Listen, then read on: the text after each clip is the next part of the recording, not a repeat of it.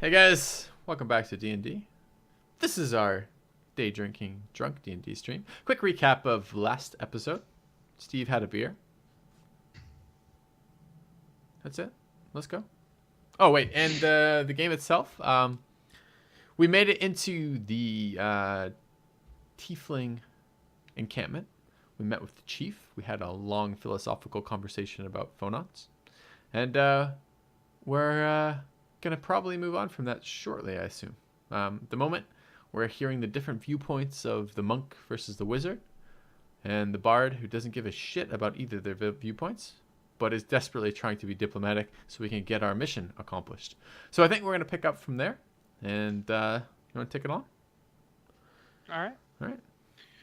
All right. So as you guys, Flint finishes his what you guys would do, and it's still with a now red fire. He says, I will explain this to you. I understand that this may not be in your teachings. It is a very uncommon, how do I say it? A very uncommon way of thinking.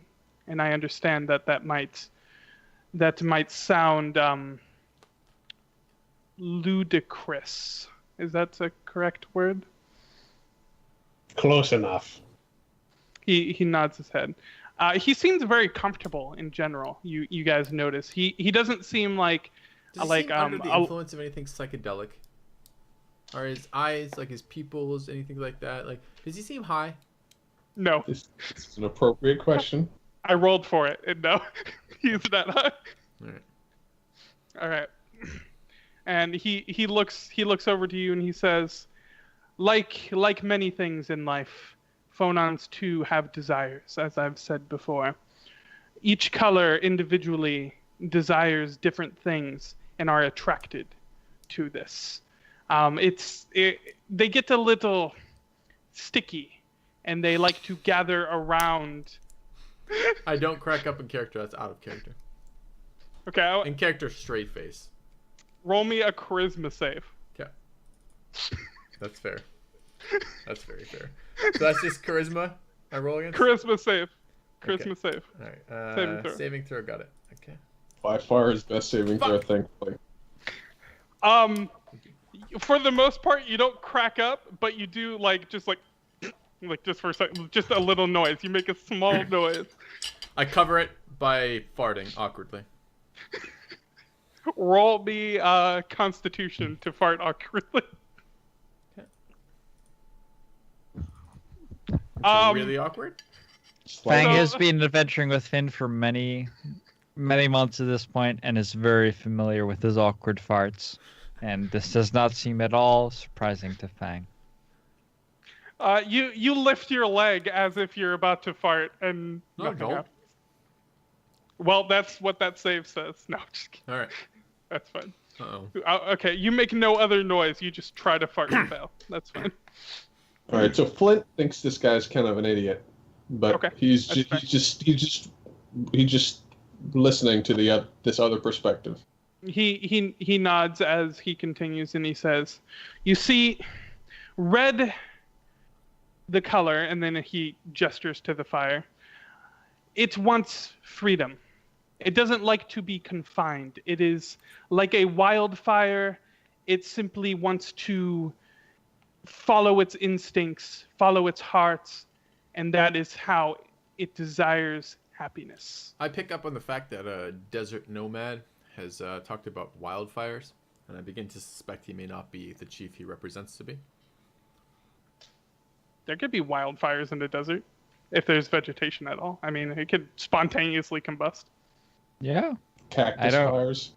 Fang doesn't find anything weird about that. Yeah, but I'm not. If I judge my life by what Fang thought was weird and not weird. Maybe we should jettison Finn. Maybe the Tiefling chief should be our fourth party member. Anyways, keep going. What do the dwarves think? I don't think we can call a vote for that. No? I don't think it's a voting matter. Oh, I thought it was before democracy in here. Have I ever been for democracy? Ever? Okay, so Chief, continue.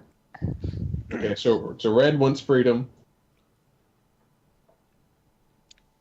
He takes more of the sand and he puts it into the fire, and it turns blue. And he looks over to you, Flint, and he says, "Blue wants perfection.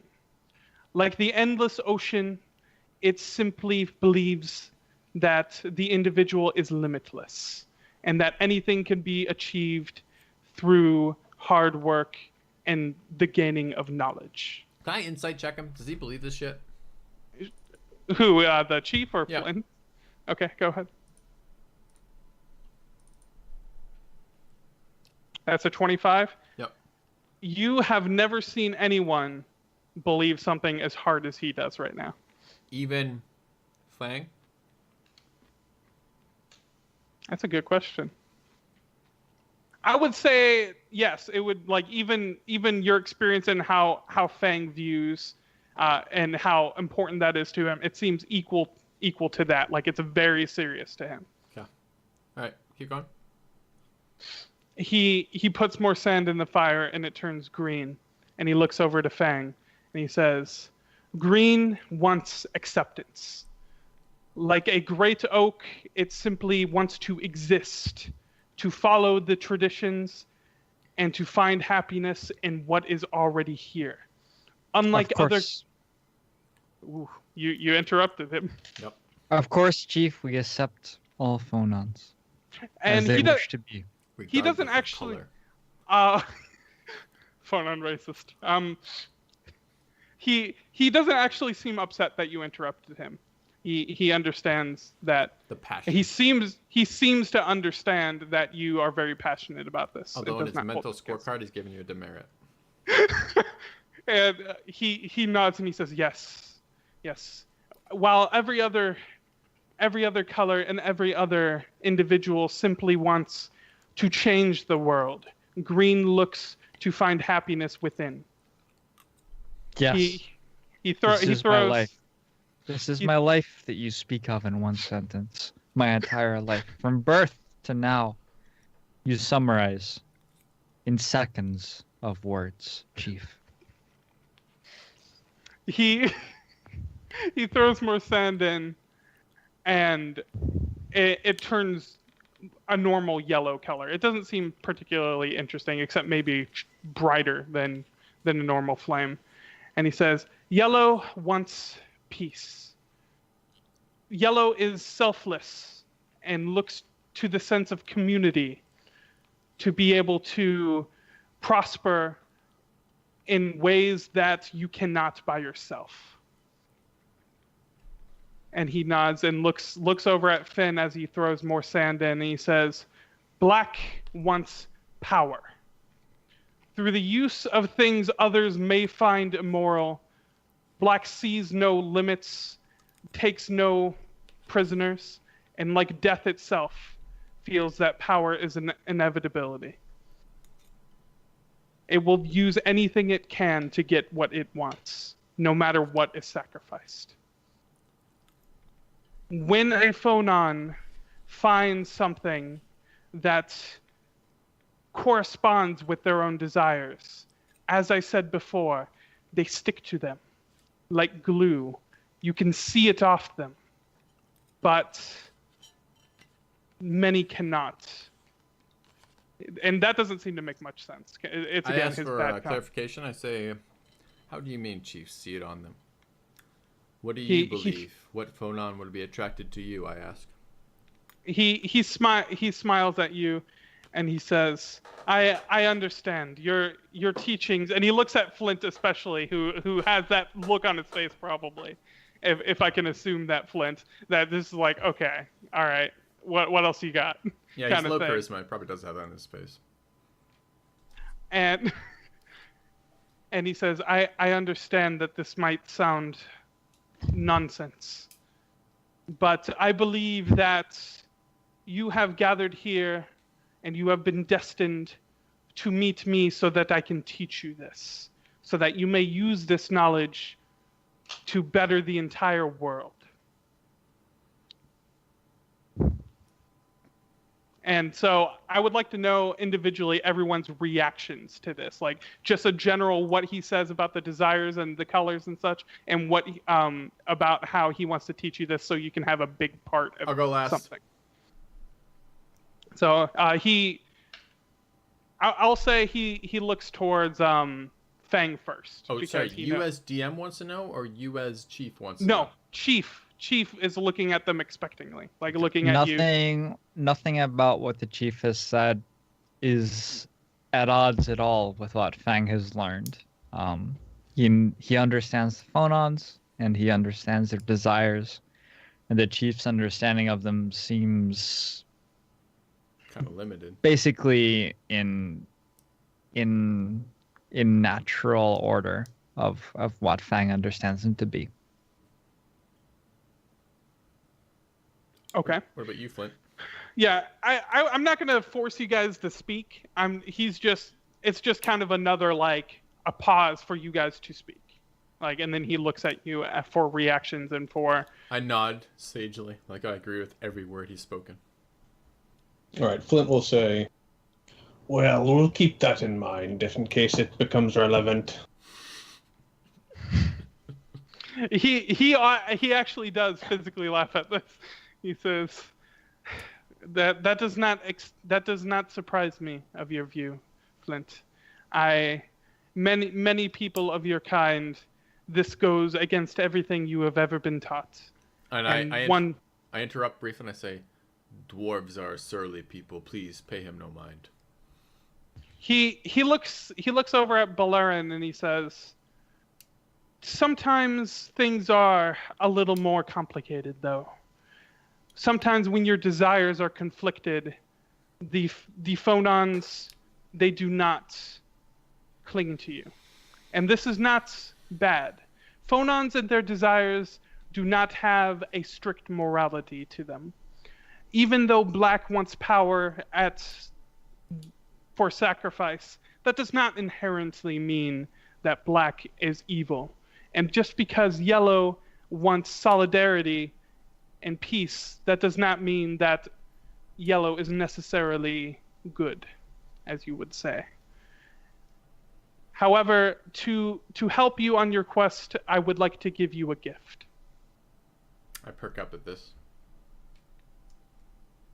Is it to all of us or specifically to Belorin? All of you. He's speaking to you as a whole when he says that. Okay. And he takes another handful of sand, and instead of putting it in the fire, he does that, and it scatters over you.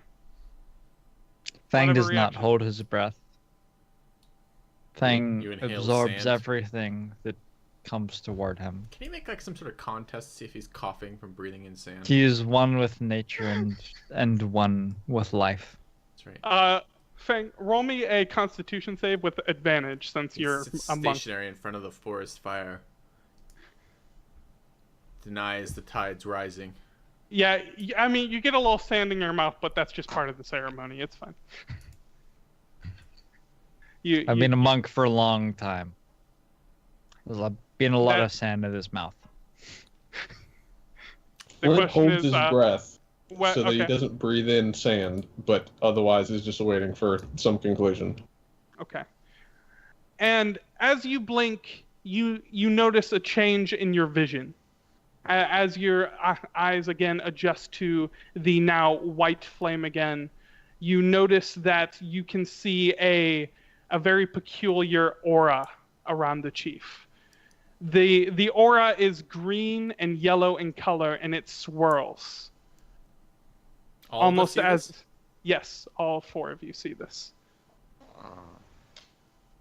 My good friend, Chief. How do I feel? Do I feel high?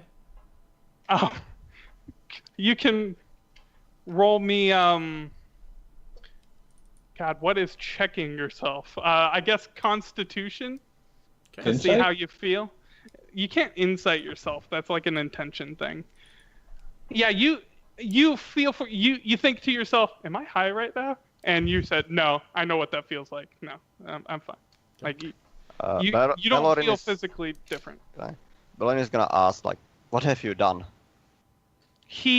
As you all intently gaze at him and his new aura of green and yellow swirling around him, he gestures to all of you as if to look at each other. Yeah. And as you do, just going around the room, you can see that Fang now has a large green aura around him. Finn has a large black aura around him. Flint has a large blue aura around him. Dark blue. And Belorin has no aura around him.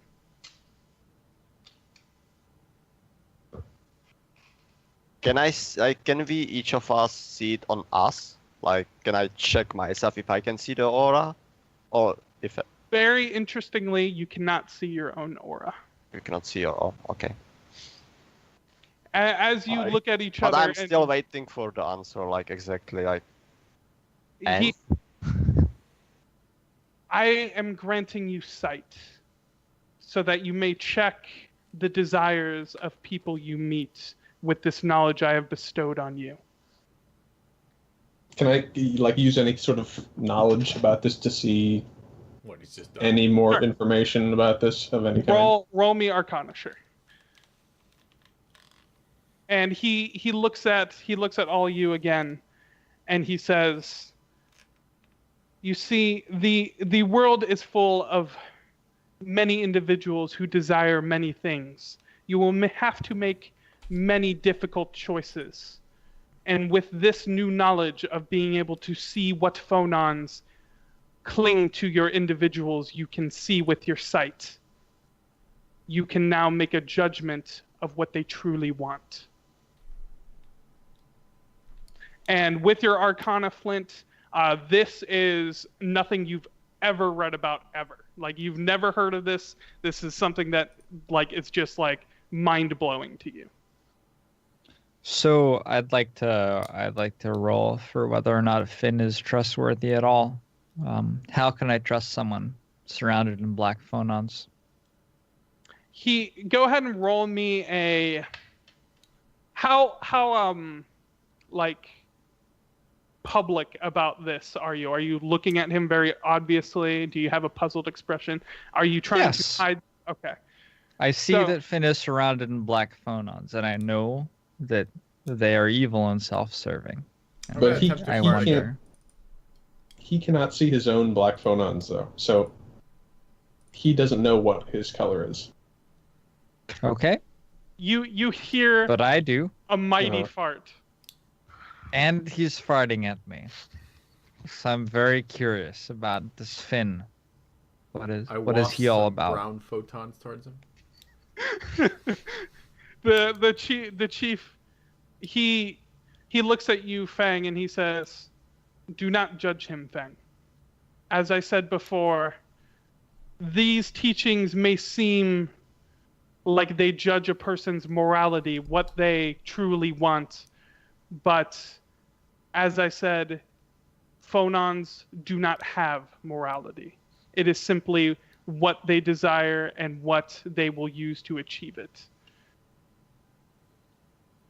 He's basically trying to tell you that Black is just not evil. Black does not mean evil. Right. For clarify, example, when I look at the field of phonons, I look at black. Black is darkness, death, necrotic, corruption, decay, deceit, greed, fear, and undead. So let's talk about Not this. evil. Do you have this up on screen on the recording, by the way? I do, So I people do. can see. Let me talk about this for a second. So part of this graph, you'll notice, for the most part, it's more physical things. And when I mean like by greed under black, that's more like the exchange of something. Like you're using a spell to exchange one thing for another thing. Usually some sort of more powerful spell or something. Like you're giving something up to do something more powerful. What about deceit? That would be like, the ability to deceive someone, which again is not inherently evil. It's all about white lies, you're saying, black phonons. It could be. You look great in that dress, honey. That's what you're saying. So to That's use black this phonons. Thank you, Finn. To This use is not this- technically a dress, but Fang, many I was people not would call it referring that. to you. Your To robes use- always compliment you well. I'm gonna Thank you. use Star Wars as an example here. Okay. So Han Solo, he would be like a black phonon. Like he is in this for himself, for his self gain. Like he is still saving people and doing things, but it's out of his own self interest. Sure. Where Darth Vader, he has more of a large community, and he would be more like a white phonon. He's trying to achieve something within his own community. Is white sort on of. here? I don't see white on here. Or White not isn't on here. yellow. It's not on there. Yellow. I meant yellow. Oh, fuck the yellows. I've never liked yellow phone people. Okay. They're weird. Okay. All right. So now we can see auras. And some people have different colored auras. Yep. I want to do am looking around something. for the source of our inebriation. Roll me perception. Okay.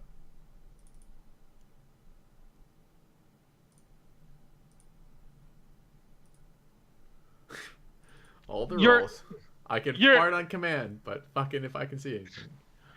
You're not sure if it's like the heat coming from the bonfire, but from your angle, it seems like there might be something coming from behind the throne, like maybe some sort of smoke. You're not 100% sure, but from your perception, it seems like, is he burning something back there? Okay. Right. So, Sorry.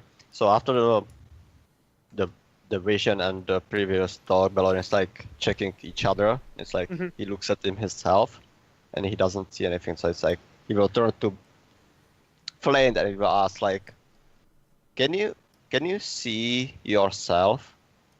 What color do you have, or what do you see on me?" I'm asking you, Flint. R? you don't have a color, and I don't either. Interesting. I encourage this. I say maybe dwarves don't attract phonons. Well, so Finn, you can see What? Flint's color. I know. Oh, Yeah, you're being black. I see what you're saying there. No, Okay. Well, Fang's being green, and Fang points out that Flint is clearly blue. And Fang wants to actually speak to Belorin. Belorin, our party is lacking sorely in the red phonons, which are upset in this land. The phonons of emotion and charms. Is that something that you identify with? Is that a confused. Is that a passage of life that you have experience with, perhaps, that you could capture from the world around you? Do you feel yourself as you look out on this world? Do you feel the phonons engorging you? Not You don't hear exactly, engorged but used a lot in conversation. but- I thought like my aura would be red, I thought you'd Wow. notice my engorgement in another way. but this is interesting information. I that I Flick will gave say, me. sorry to interrupt you. I will say that everyone's aura seems very lively. Like it seems quite large and lively. And while it seems like he has nothing, you can faintly see red phonons around Belorin. Flashes. Like Yes. it's not dominant. It's I knew something it, that Bella. seems like it's there, but I knew it, It's- Belorin. Just Embrace from my the red side. Just from my knowledge of you, I knew that the red phonons had an affinity with you. So, If you would only embrace them and fully allow them to engorge you with their power. As we're all looking around, Do you like- think it would be the right choice? Of course. Of course. The red phonons are powerful. It's not all about power. It's about the desire. It's about emotion and of course, that is Engorgement is exactly what often someone related to desire. surrounded It's with fair. red phonons would say.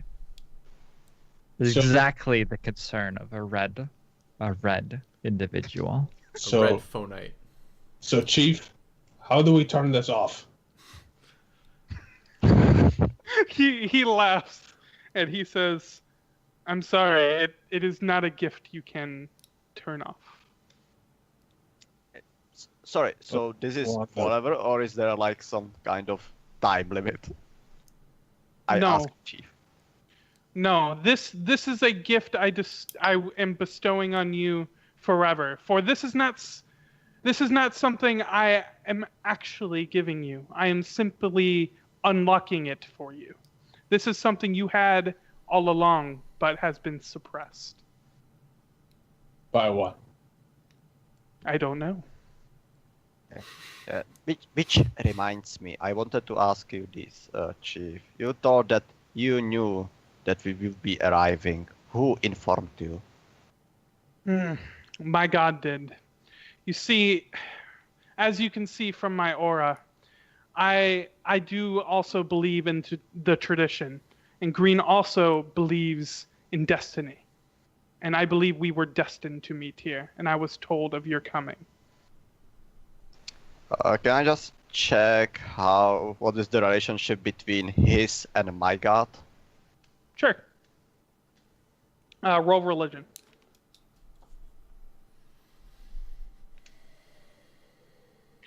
So you know that Zeus. I always want to say Zeus. It's not Zeus. We're not Greek, guys. We're Roman. Jupiter. Jupiter. You know that Jupiter in general, he gets along with most other. He is deities. the god of engorgement. Yeah, like he fucks most of the other gods. That's as much as you need, really. So, using this new information that you He's met heard him. about, He's had him. He's moved on. so it seems to you that you know that Jupiter is about community, and one of the things Jupiter does within, I saw that. Yeah, community. It's fair. We know what Jupiter does behind closed doors. So tell us about community. He takes the relationship between gods very seriously, Sure. and so he is very welcoming of all deities and tries to make a place for each of them.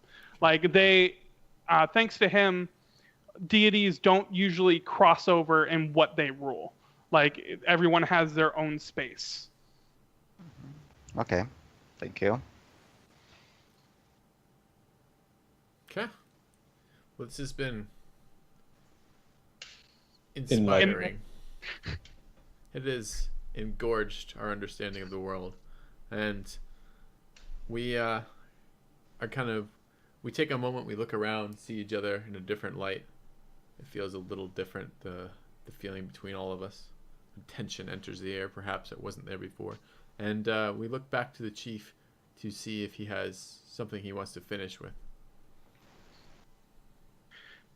I have given you the vision of, I don't want to say my people, because it does not belong to me, but it is something very important to us. And these teachings, I hope that they can serve you well. And he actually produces a small book, and it is very weathered. It's like almost falling apart. And it doesn't seem to have a whole lot of pages in it, but he stands up and he holds it out to Flint. Okay, Flint takes it. And he says, this material goes into more detail about the individual desires of each phonon. You can use this so that you can know in depth what you are seeing. Well, I didn't wake up this morning expecting this, but I'll look into it for sure. He nods his head and he says, no matter what happens to my people, I know that I have now done my duty to bestow these gifts to you. And I hope that your journey is both enlightening and good for the entire world. Speaking of our journey, I was assuming he was finished. He is finished. He was just nodding his head. speaking of our journey, what can you tell us about the phonon disturbance that we're here for to begin with? You see, I do not, here in our tribe Kyrim, only have 2 warriors. I have many warriors. One is also my son. And unlike many others who have more patience, he does not. And he took our warriors and he left to go to this disturbance, and he has not returned. Including your female warriors. Yes. That we are not, we have many genders here. And whatever genders could be warriors. Go on. Let me Please explain. Nope, I'm done. Nope, that's it. Okay. Our warriors can identify as anything they want. For example, an Apache attack helicopter. How long ago did he leave?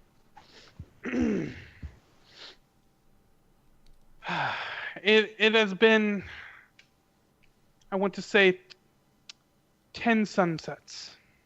10 days. I mean, he doesn't go by the calendar, so. And the disturbance has been around for much longer than that, and has it changed at all since he's left? It has grown, and that may seem strange to you, but perhaps if once you step outside, if you can look south, you will understand my meaning. Sounds like an invitation. So then, I clarify. Yep. I say, so, Chief, to clarify, it seems evident to me, but I would like this formally from you as a delegate of another power stepping onto your lands. We have your permission to approach the disturbance and attempt to do our best to correct it. Yes. Thank you. We appreciate your hospitality and willingness to allow us to traverse your lands. But I must ask one thing of you. Please help me get rid of these invaders. I know that they likely have already spoken to you, and what they might want and what they might give you in exchange. When you speak of the invaders, you speak of the undead or the Res Humbarians? I do not remember their names, but yes, I believe that there are no undead near here. I am speaking of these Res Humbarians you speak of.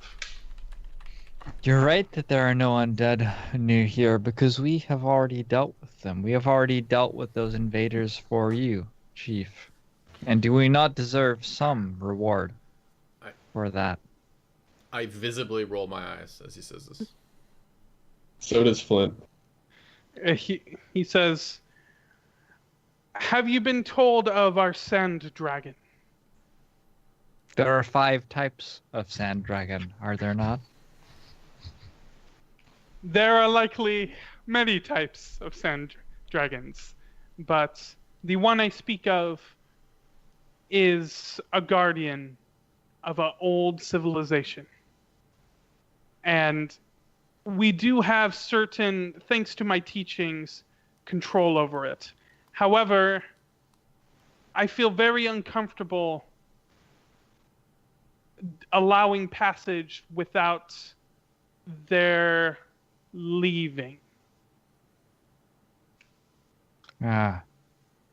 So the foreigners wanted to take some kind of power from the disturbance, and you decided to stop them with the sandworm or sand dragon. And you're giving us permission to walk by it. And you also want us to get rid of the foreigners. Yes? And by leaving, do you mean going away, or do you mean no longer being alive? He looks over to Flint to answer his question first. He says, "You see, when I talk about control, I cannot give it specific instructions of who to guard and not guard.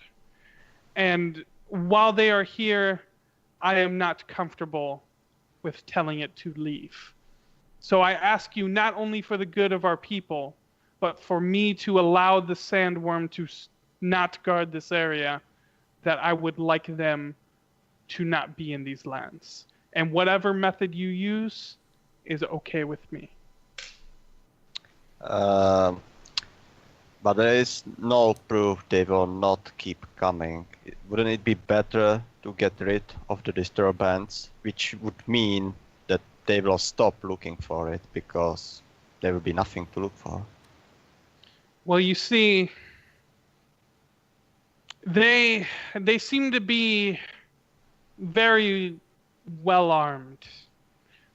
They already tried to march across the desert towards the disturbance, and they failed. And I fear that they will bring more men, and this time, instead of ignoring and passing my people by, they will try to force my people into their service. The thing is, we have no quarrel with these people. I understand. I am not asking you to serve a sense of justice or to completely destroy them, of course not. But I am simply stating that if you would like my help with the Sand Dragon, they need to leave my land. It's a bit of a catch-22, because we can't fix the problem with the Sand Dragon there, and they probably would leave if the problem was fixed. Well, the problem I have with that is that if I guide the sandworm away, it is not something of a matter of hours. It is, he probably wouldn't know what an hour is, and you probably wouldn't know what an hour is, but whatever. 16 minutes. But Fang learned that in his monastery. but When he was it's 18. also a TV show. You also learned that in your monastery. Anyways, so what I am saying is that I can allow you passage, but I cannot put the defenses back up fast enough for them to not also have passage. And that makes me nervous. I think we will see them gone, will we not, fellow bracers? We are sent here on a quest, and it is a quest for us alone, not for them. Aye. He nods his head. I understand that I am asking a lot of you. I do not know of your customs and your relationship with his people. So if you need to rest on it, take your time. You may use one of my settlements if you so please, if you need to rest. Please just ask one of my warriors to guide you. Well, thank you for your time, Chief. This has been illuminating. We will think hard on this before we choose our next course of action. And Alright. I rise, and I turn to my companion and say, is there anything else you need to ask of the Chief before we retire to discuss this? Not at the moment. Me neither. Okay. Anything, Fang, before I say anything else? I nod with my eyes closed. Okay. It is the So- custom. All right. So with your new ability, you get a new ability. So now you can make insight checks against people who have a visible aura. And if you make a intelligence check, which depending on how much someone reads this book he gives you, will be how hard that check is, it will give you advantage. So whenever you make a insight check, you can first make an intelligence check, and if you make that check to remember what each color means, you can have advantage and have also gained knowledge of what their intentions are. So you can do an intelligence check, and if you pass that check, then you get some kind of bonuses to doing insight checks. Right. So I'm not only going to give you advantage on the insight check if you make this intelligence check, Okay. but also the information you receive will be greater than a regular insight check. Gotcha. Cool. Okay. So on our way, I want to ask, like, Flint, could you please, can you lend me the book afterwards? I would like to look through it, if it's okay with you. Well, Flint hasn't looked through it himself yet. Yeah, So, yeah, but like, not yet. when you are done with it afterwards, could I please have it? I'm really interested in this. All right. Flint does not reply, but we continue to leave the town. Are we Okay. doing Got it? it. So We're yeah, staying the where night, right? yeah, where are you guys going? Well, we're being led by the warrior to a hut. Okay. Yeah, I just wanted to make sure that that's what you guys were doing. All right. If you So have yeah. privacy, sure. So interestingly enough, the hut that Finn was messing with is where he leads you, and it is an empty hut with a kind of like a center, almost like a cooking style bonfire. Yeah, And he says and like you- a foot-sized hole in the wall outside. I failed if at that. he- I have a stubbed toe and the sand is fine. He didn't scratch it. So, Yeah, No. exactly. I have a TP sized fucking imprint on my foot, not the other way around. So All right. And he nods his head and he says, "Rest well," and he leaves. So do the other guards go back into the big tent? Well, so are you like waiting outside the hut, or did you go inside? Flint Because wants to know what's up with the rest of the village. we go So, yeah. inside, but we're curious if Like, we're under look guard back or up. not. Yeah. Yeah, the two guards go into the chief's. So we're not the under chief's guard. hut. They're not like outside our hut. Correct. Nobody should be listening at the moment. Yes. All right. And based on the conversation, we expect that there's absolutely no one else here other than those three tieflings, yes? Yeah, as far as you know. Okay. Well, Not a chief so of much, what- is he? once we're like in... Oh, hold on. Aiden is already in this hut. When you go inside, he is sitting down and he is making something in the fire, and he's excited. He's like, "I thought I wouldn't be able to cook for weeks," and he's making some sort of stew. The camels are all here too, aren't they? Outside, I assume. Yeah, outside of the hut. There's Okay. Okay. I pat Little Fang on the way in. Good Little Fang, good. Good Fang. as you come in, he looks up at you and he says, The camera. "So, no, Aiden." He looks up at you as you come in and he says, "So what did he say? Please tell me." He said, And he, What kind of phonons with does a Iden straight have face. around him? With a straight. Oh, Yeah, that's a good question. do you want to say or do you want me to answer first? I want Yeah, you I'm to answer looking at first that. because we all see it visibly, and then I'll say what I want to say. Okay, so you see a mix of blue and green phonons. The first thing I say when I say him, I say, Aiden, I'm sorry. He said that there must be a sacrifice among us. Roll deception. Can I slap? Like, I'm not... Like, again. You are can more do than welcome back to of slap his Finn. I give bad you life. permission to slap Finn just repeatedly, just anytime you want. So he looks at you with this like the most serious straight face you've ever seen on Aiden, and he says, "No, please do not joke, Finn. This is why I came here, for the knowledge of these people. What have you learned?" And I just roll with it. I'm like, you're right. This is not a jokey manner. These people worship the sand. They worship different colored sands. And that is the important thing for their religion. Blue sand is about knowledge. Black sand is not so He takes out a good. notebook and he starts writing this down. And I give like a totally like third person like like phone, like, yeah, what's the game you play with? Telephone, right? With the conversation gets whispered by. I give like a fourth rate account of what we just had in the Okay. thing. Like I wasn't even there like 5 minutes ago. Like totally distorted.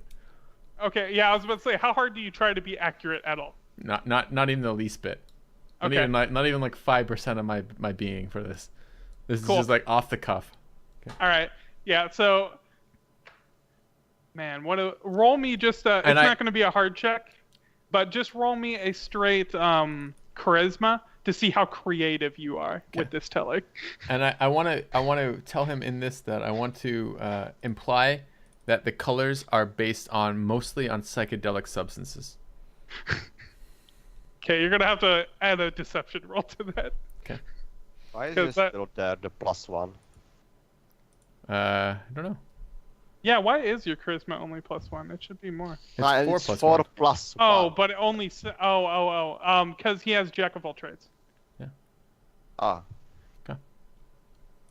And he looks at you. Let me roll to see how. Yeah, he looks at you, and this he completely believes you in, and he's just writing all this stuff. He's like, 10 types of sand. I never would have thought that there would be 10 types of sand. Where can you find this sand, Finn? There are only 5. I say some details of his There fate. are. I believe Belorin knows many of the answers to the questions you have remaining. He looks and up I at people. strongly suggest that you. I mean, it sounds like this information might be important to you in some way, like you might be writing a book or otherwise a memoirs, perhaps, of your travels. And I don't want to distort the facts as they happened. And those details just slip my head. These things just don't stick with me. But Belorin, he categorizes these. He really suffers over the moment-to-moment detail. Just pick his brain. I will do my utmost to help you. Just ask him any question, anytime, any day, any moment that you have questions about your book. Especially during combat. Just like ask While away. he's saying that, Belorin is just shaking his head. He's modest, Belorin. Nobody's His God looking at doesn't Belorin. allow him to confess to this type of knowledge. Just do it anyways. He looks at you, Belorin, and he says, "Please, I must know. The teaching of these people, no one has ever spoken to them before, as far as I know, and this is why I wanted to go on this journey. Please tell me everything you can." I pat Belorin on the back and say, "May your God help you." And then I head into the room. Okay. I'm Lynn? sorry, Aiden, but not everything that Finn says is always true, which is this case. I'm sorry. I hear it because I'm still going to say, "Please, Whoa. Belorin, don't be so modest." Did Fang hear Belorin say that? Is there some sort of role for that? Yeah. Are you in the general I area? think it's a small Yeah, hut. I'm in the general area. Then yeah, you hear it. Like if you're in the room with him, then yeah. Not all that Finn says is true. Oh my god. All right, I'm gonna have to dwell on that for some time. Okay.